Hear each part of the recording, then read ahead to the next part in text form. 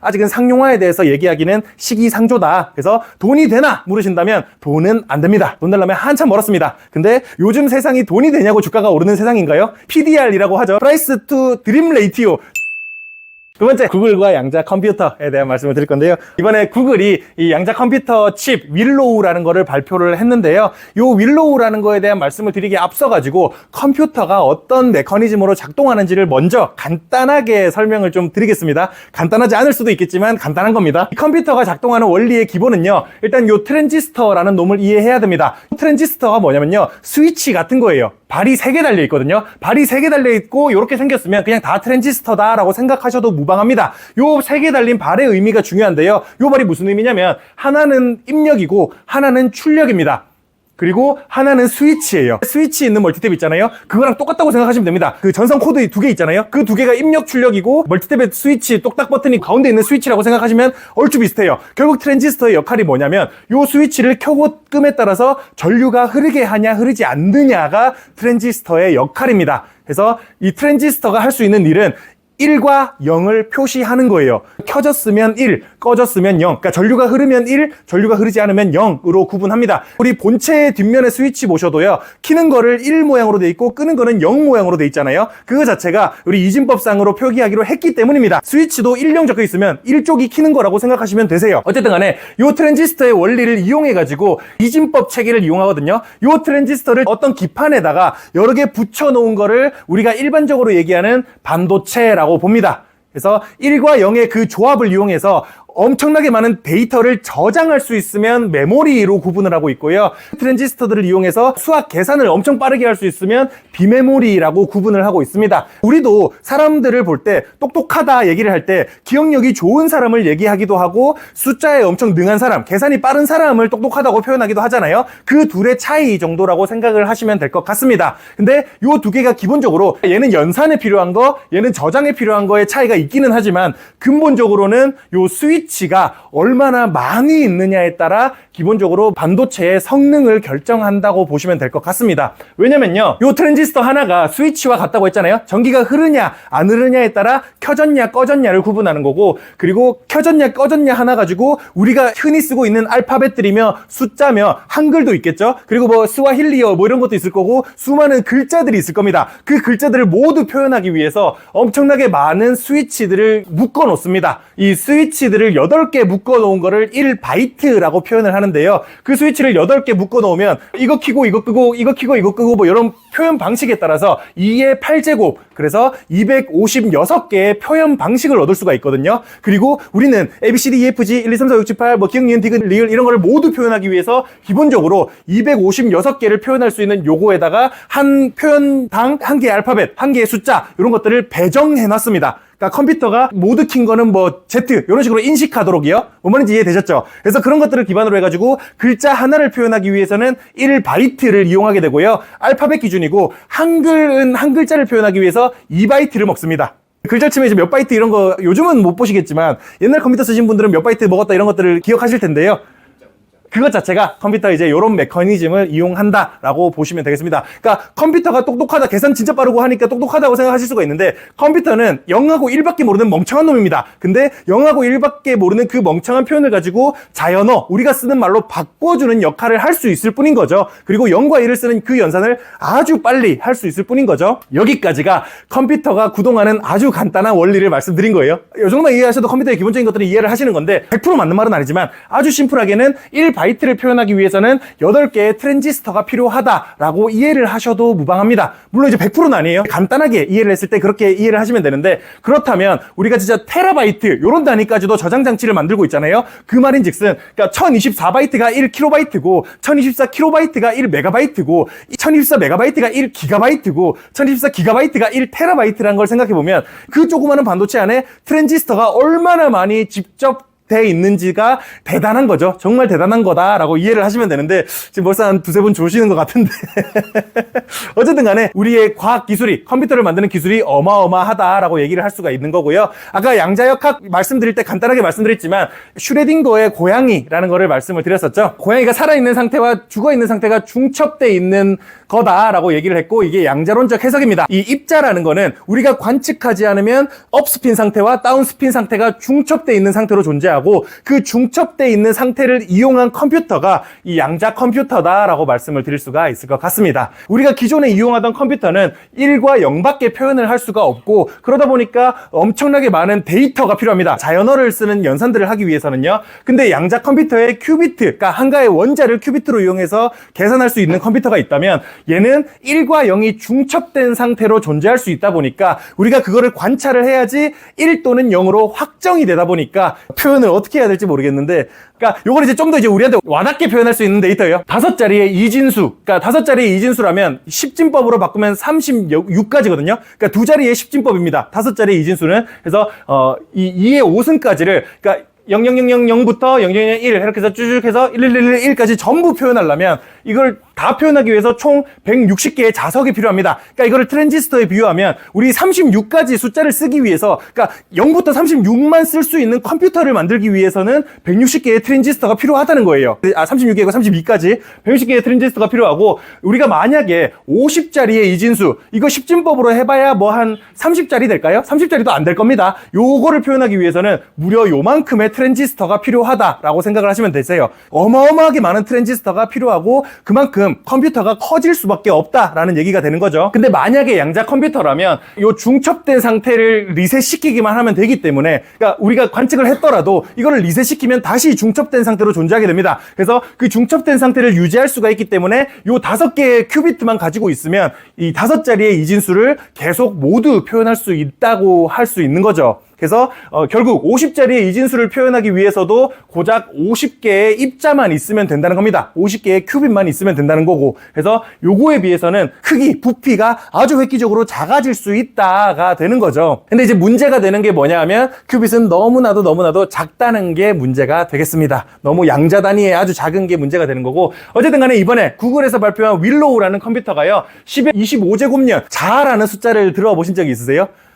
만 다음에 조고요. 조 다음 경이고요. 경 다음에 해고요. 해 다음에 자라는 숫자가 나옵니다. 근데 10의 25제곱년이 14년입니다. 상상이나 가능한 숫자인가 싶은데 살아가면서 볼 일이 없을 겁니다. 25제곱년 걸릴 문제를 양자칩이 5분 만에 풀었다는 걸로 이슈가 되게 되고 있거든요. 그러니까 요 문제를 풀었다는 것 자체는 이제 뒤에서 어떤 메커니즘인지를 간단하게 설명을 드리긴 할 건데 요거의 스펙을 말씀드리자면요. 고작 105개의 큐빗으로 이루어져 있습니다. 105개의 양자를 가지고 만들어졌고 양자 컴퓨터에 대한 이해를 할 때 가장 중요한 지표 2개를 말씀드리자면요. 일단 큐빗이 많으면 좋습니다. 당연하겠죠? 큐빗이 많다는 거는 더 많은 표현 방식을 가질 수 있다는 거니까요. 큐빗이 많으면 좋은데 그만큼이나 아니면 어쩌면 그거 이상으로 중요한 게 뭐냐면 요 오류율이에요. 에러율.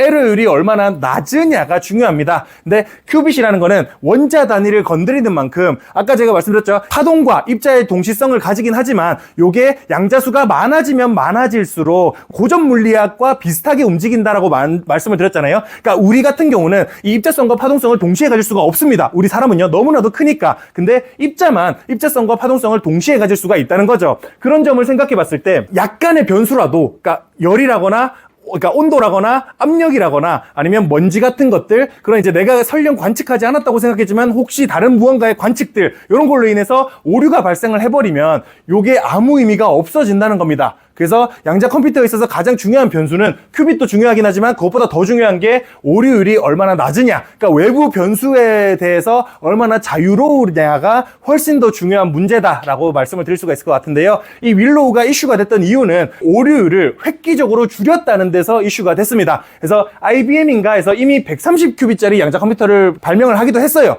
큐빗수보다 이 오류율이 낮다는 점이 윌로우가 이슈가 되게 만들었는데요. 그럼에도 불구하고 우리가 현재 상용화되고 있는 컴퓨터는 수백 자리의 숫자, 그러니까 10진법 기준이에요. 10진법 기준으로도 수백 자리의 숫자, 수천 자리의 숫자까지도 연산을 하다 보니까 그 정도를 이 양자 컴퓨터로 연산할 정도 지금 현재 우리가 쓰는 컴퓨터와 비슷한 성능을 만들기 위해서는 적어도 만 단위의 큐빗은 돼야 됩니다. 이 오류를 그대로 유지한다고 하더라도요. 그러다 보니까 고작 지금 100개 큐빅 가지고 만들었다는 것 자체가 아직까지 상용화되기에는 한참 갈 길이 멉니다. 왜 또 그게 문제가 되냐면요. 큐빗을 더 많이 붙이면 더 많이 붙일수록 당연하겠지만 오류율 또한 높아질 수밖에 없기 때문인 거죠. 뭐 어쨌든 간에 양자 컴퓨터를 만드는 방식에는 우리 배터리도 LFP 배터리 있고 NCM 배터리 있고 지금 업계에 표준이 되고 있는 게 중국에서 만드는 LFP 배터리가 표준이 되고 있긴 하잖아요. 표준이 만들어지기 전까지는 이거를 위해서 여러 방식들이 존재하게 됩니다. 전압도 마찬가지예요. 220V 쓰니 110V 쓰니 뭐 이런 것 중에서 우리는 그걸 220V를 표준으로 정했다 뿐이고요. 전기차 충전도 마찬가지죠. 테슬라가 쓰는 북미 표준도 있고 아니면 우리 현대가 쓰는 표준도 있고 이번에 또 뭐 현대가 그 북미 표준을 쓰겠다라고 해서 또 이슈가 되기도 했었는데요. 어쨌든 그런 표준들이 아직 양자 컴퓨터에서는 정해지지 않았습니다. 그러다 보니까 이 양자 컴퓨터를 구현하는 데 있어서 여러 방식들이 존재하고 있고 단일 원자 전자스핀, 초전도, 이온 트랩, 반도체 양자점, 위상물질 이런 방식들을 계속해서 연구하고 있고 구글이 만든 윌로우라는 칩은 초전도 방식을 이용한 칩이다라고 말씀을 드릴 수가 있을 것 같습니다. 초전도체는 제가 또 올해 초인가 LK99가 핫했을 때 있잖아요. 고려대 이제 박사학위에 누군가가 LK99라는 상온, 상압에서 초전도체인 물질을 발견했다라고 해서 이슈가 된 적이 있었는데요. 원래 초전도라는 거는 그러니까 저항이 0이 되는 물질이고 지금 현대 사회에서 구현하기는 정말 어렵습니다. 초전도체를 만들기 위해서는 아주 낮은 온도를 만들어내거나 아주 높은 압력을 만들어내야 됩니다. 그런 상황이 쉽지 않다 보니까 어마어마한 비용이 아직까지 발생할 수밖에 없고요. 근데 만약에 요 LK99 상온에서 상압에서 초전도체인 게 현실이었다면 구글은 또 한국에다가 로열티를 냈어야 되는 우리 어마어마한 업적이었다라고도 말씀을 드릴 수가 있을 것 같은데 안타깝게도 LK99는 이제 거의 검증이 끝났습니다. 상온 상압 초전도체가 아니다라는 걸로 잠정 결론이 나기는 했었습니다. 혹시라도 상온 상압 초전도체 만들면 마찬가지로 또 노벨상 무조건입니다. 그러는 와중에 우리가 암호화, 그러니까 은행 같은 프로그램에서 암호화를 하는 방식이 소인수분해 방식을 정말 많이 이용하고 있거든요. 소인수분해 방식이 뭐냐면요. 두 개의 소수를 곱해가지고 어떤 숫자를 만듭니다. 요 어떤 숫자를 만들면 우리가 곱하는 거는 요 두 개의 수를 곱하는 거는 노가다를 하면 할 수 있거든요. 컴퓨터는 이거 금방 합니다. 근데 요거를 나누는 거는 정말 어렵다는 거예요. 우리 직관적으로도 이해되잖아요. 곱하는 거는 쉽지만 나누는 건 어렵다는 게 직관적으로도 이해됩니다. 컴퓨터도 마찬가지예요. 요걸 나누기 위해서 숫자를 하나하나 넣어보는 노가다를 진행을 해야 되거든요. 요게 그 소인수분해 암호체계가 처음 나왔을 당시 아마 제가 알기로 1900년대 중반일 거예요. 처음 만들려고 시도했을 당시에 이거를 이제 복호화 한번 해보세요. 요거를 소인수분해 한번 해보세요라고 만들었던 문제고 129자리의 숫자입니다. 그래서 이제 129 문제라고 유명하거든요. 129자리 문제를 두 개의 소수로 분해하는데 엄청나게 많은 과학자들이 들러붙었음에도 불구하고 1년이 걸렸습니다. 문제 푸는데 어마어마하게 많은 시간이 걸렸고, 그러니까 그러고 나서 이 소인수분해가 암호화 방식에 아주 좋구나라고 증명돼서 우리 이제 은행 OTP 같은 거 쓰는 거 있잖아요. 그런 거 전부 다 웬만하면 요 소인수분해 암호 방식을 쓰고 있습니다. 지금은 요때 당시에는 129자리였지만 지금은 이제 300자리, 400자리 숫자를 쓰고 있어요. 이거를 이제 소인수분해하는 게 더 어려워가지고 암호화 방식으로 쓸 수가 있는 거고, 컴퓨터가 그거를 하나하나 숫자를 넣어서 노가다를 하려면 진짜 아까 그 100자년, 10자년 요런 시간이 걸린다는 게 그런 의미입니다. 컴퓨터는 엄청난 노가다를 통해서 해야 되는 거니까요. 요 암호화 방식, 소인수분해 암호화 방식이 이런 게 있다는 거 정도는 알고 계시면 좋고, 근데 이제 양자 컴퓨터는 어떤 성격을 가지냐면 요거를 그러니까 숫자를 하나씩 대입해 봅니다. 컴퓨터는 이진법으로 숫자를 하나 대입해 보는데 그 양자 컴퓨터는 이 양자의 중첩 상태를 이용해서 모든 연산을 병렬 연산을 합니다. 그러니까 그 말이 뭐냐면 숫자를 때려 넣는 거를 동시에 한다는 거예요.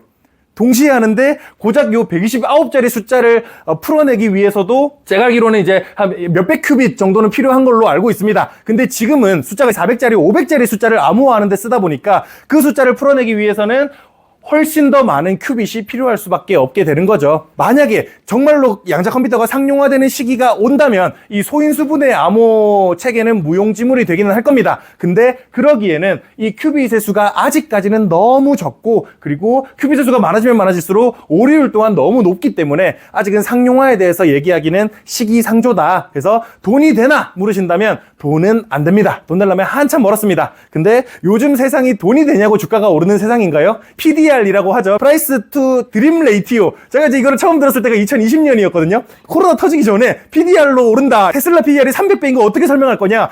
그거 요즘 PDR 아닙니다. PDR입니다. 테슬라는 꿈이 있어요. 이렇게 올랐는데 지금 또 똑같습니다. 똑같은 상황이 만들어지고 있고요. 저는 납득이 안 되는데 그렇대요. 그렇다고 합니다. 그래서 이 PDR을 이용해서 양자 컴퓨터 관련된, 양자 보안 관련된 회사들의 주가가 어마어마하게 오르고 있는 이슈가 지금 진행되고 있습니다. 특히나 우리 한국 사람들이 대단한 게 뭐냐면요. 아이온큐라는 또 양자 컴퓨터 스타트업이 하나 있습니다. 이 아이온큐라는 회사의 시가총액 중에 한국 투자자 보유 비중이 31%래요.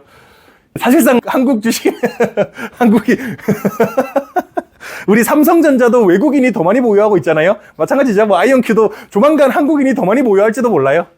그런 상황에 있습니다. 우리 집념의 한국인들, 트렌드를 아주 빠르게 잘 쫓아가는 한국인들, 한국 사람도 꿈꾸는 사람들이 많잖아요. PDR을 통해 가지고 이 아이온큐라는 회사는 어마어마하게 상승하는 모습을 보여주고 있습니다. 그런 와중에 비트코인에도 우려를 제기하는 시선이 있었는데요. 비트코인이 이제 10만 7천 달러까지 올라섰다가 9만 2천 불까지도 떨어지는 이슈가 발생을 했었거든요. 근데 이제 요러다가 지금 이제 9만 9천 불 다시 올라오긴 했습니다. 다시 올라오긴 했는데 요게 뭐 때문에 떨어졌는지 몰라요. 요거 떨어지는 거 관련해서 양자 컴퓨터 때문이다 라고 해석하시는 분들이 계셨습니다. 사실 그 문제에 대해서 조금 다른 관점으로 접근을 하자면 분산장부 형태는 이 소인수분해 방식보다 암호화 체계가 더 복잡합니다. 그러다 보니까 만약에 암호화폐가 양자 컴퓨터 때문에 뚫릴 정도면 이 세상 인류의 보안 체계는 이미 뚫리고도 남았다라고도 말씀을 드릴 수가 있을 것 같아가지고 양자 컴퓨터가 발전을 해서 이거의 보안 체계가 뚫릴 정도면 이미 우리 계좌에 있는 돈은 다 해커한테 털렸다라고 얘기할 수가 있겠습니다. 이 비트코인 가격의 보안 문제에 관련된 거냐 하는 거는 걱정을 안 하셔도 되고요. 거기에 추가적으로 양자 컴퓨터의 해킹 능력에 대한 우려만큼이나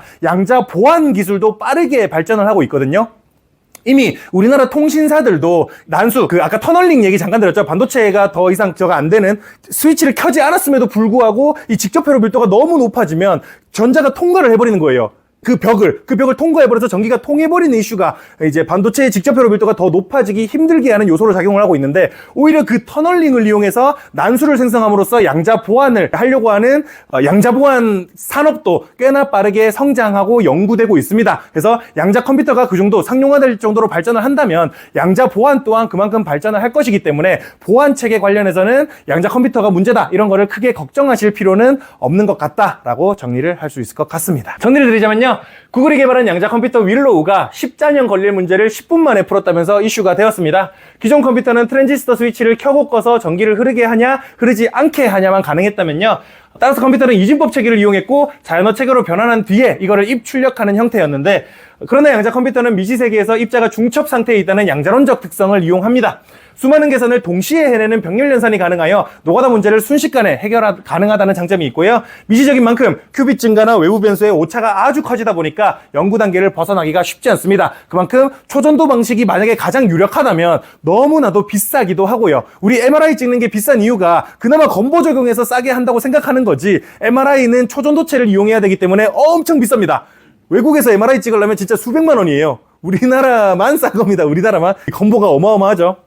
어쨌든 만약 상용화된다면 소수를 활용하는 현재의 암호체계를 무용지물로 만들 수 있기는 하나, 암호체계 또한 양자론을 이용한 양자보안 기술이 발전 중이다 보니까 이거를 우려할 사안은 아닌 것 같습니다. 혹시 궁금하신 거 있으실까요? 초전도가 아닌 방식으로 배달이 될 수도 가능성 충분히 있죠. 아직 연구 초기 단계다 보니까 뭐가 나온지를 아예 모르거든요. 그래서 사실 배터리도 마찬가지잖아요. NCM 배터리는 열폭발의 위험성이 높은 만큼 에너지 밀도가 높고 비싸지만, 에너지 밀도가 높으니까 더 많은 거리를 이동할 수 있어서 각광받았지만, LFP 배터리가 효율화를 잘 하다 보니까 NCM이랑 큰 차이 없어지게 됐는데 안전하기까지 하니까 지금은 LFP가 사실상 표준이 돼가고 있거든요. 그러니까 중국 중심으로 배터리 업계가 완전 개편됐습니다. 그래서 여담이지만 우리나라 배터리 업계는 정말 앞으로 힘들어질 거예요. 그래서 이제 중국의 LFP 배터리가 표준이 된 것처럼 이것도 앞으로 뭐가 표준이 될지는 아무도 모릅니다. 연구 개발이 지속돼 봐야지 아는 건데, 초전도체가 사실은 제일 그나마 구현이 쉬워요. 초전도체를 이용하면 되니까. 그러니까 전기저항을 0으로 만드는 것 자체가 그나마 할 수 있는 제일 쉬운 건데, 문제는 이게 비용이 너무나도 비싸다는 게 또 문제가 될 수 있는 거죠. 마찬가지죠. LFP랑 NCM도 처음 NCM이 비싼 만큼 좋다고 생각했는데 LFP가 된 것처럼 이게 초전도가 너무 비싸서 딴 걸로 바뀔 수도 있는 거고, 아니면 HBM도 마찬가지죠. HBM 사업을 삼성이 접었잖아요. 너무 비싼데 효율은 안 나온다고. 근데 SK하이닉스는 HBM을 비싸더라도 계속 연구해보자 하다가 효율성이 잘 나오게 되니까 지금 하이닉스가 잘 팔고 있는 것처럼, 요게 계속 연구해보니까 값도 싸지고 효율성도 높아지네가 될 수도 있는 거죠. 아직까지는 알 수가 없겠습니다. 이거랑 AI 인러닝은 관련 있어요? 처음으로 가서 요 CPU랑 GPU의 차이를 또 설명드려야 되는데요. CPU 같은 경우는 뇌가 4개 정도밖에 없습니다. 뇌가 4개밖에 없는 좀 똑똑한 애들을 쓰는 거고, GPU 같은 놈들은 조금 멍청하지만 한 10,000명 불러다가 쓰는 거예요. 따지고 보면 CPU랑 GPU의 차이가 그런 느낌이거든요. 똑똑한 4명한테 작업시키느냐, 조금 멍청하지만 10,000명한테 작업시키냐의 차이가 요 2개의 연산장치의 차이라고 말씀드릴 수가 있겠는데, 그래서 이제 CPU 같은 경우는 여러 개의 계산을 해야 되는 거에서 좀 느릴 수밖에 없다는 거죠. 근데 GPU 같은 경우는 좀 멍청하더라도 10,000개의 계산을 동시에 해낼 수가 있다는 거죠. 그런 측면에서 AI 학습에 있어서는 병렬 연산이 아주 중요하기 때문에 GPU가 많이 쓰일 수밖에 없는 거고, 그래서 지금 엔비디아가 각광 받는 거거든요. GPU보다 더 병렬 연산을 잘하는 게 양자 컴퓨터다라고 말씀드릴 수가 있겠습니다. 그래서 만약에 양자 컴퓨터가 상용화될 수 있다면 AI 산업은 더 빨리 발전할 수가 있겠죠. 안에 GPU가 안 들어가요. 아예 자체가 달라요. 얘는 트랜지스터를 통해서 만들어진 놈이고, 얘는 트랜지스터고, 양자 컴퓨터는 진짜 큐빗이라는 그 입자를 이용하는 거니까 아예 구현 방식 자체가 달라요. 양자 컴퓨터라고 표현하지만 기존 컴퓨터랑은 아예 다릅니다. 새로운 단어가 생겨야 될지도 몰라요. 또 질문 있으세요?